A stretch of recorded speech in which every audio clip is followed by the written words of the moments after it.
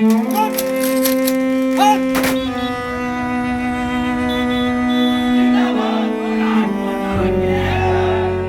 तस्वीर भारतीय सेना के उस बहादुर जवान की है जिसे कहा तो अग्निवीर जाता है, लेकिन यह देश के लिए अपनी जान की बाजी लगाने से पीछे नहीं हटता।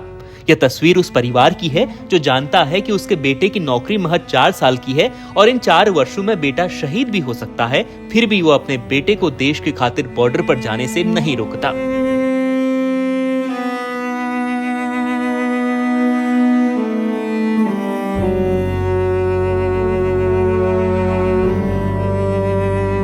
फिर हाथ में जब भारतीय फौज की राइफल होती है, बदन पर सेना की वर्दी, तो यह अग्निवीर लड़ता है, दुश्मनों के छक्के छुड़ाता है और आतंकियों से लड़ते लड़ते शहीद भी हो जाता है। और आज ऐसे ही एक शहीद की अंतिम विदाई निकल रही है।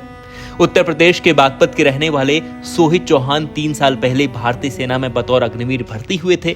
उनकी पोस्टिंग अरुणाचल प्रदेश में चीन बॉर्डर के पास थी और बर्फीली हवाओं के बीच यह अग्निवीर दुश्मन पर कड़ी नजर रखते हुए देश के लिए शहीद हो गया है।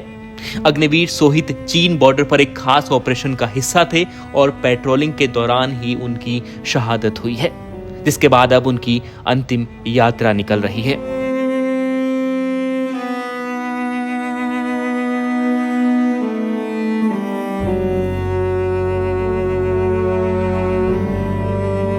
अब अपने जवान बेटे को तिरंगे पर लिपटा देख उनकी माँ और पिता की आंखें नम हो रही हैं। वो बिलख रहे हैं, बिलाप कर रहे हैं और सेना ने सोहित के बारे में जो कुछ भी बताया, उस मंजर को सोचकर अपने बहादुर बेटे की बहादुरी पर गर्व भी महसूस कर रहे हैं।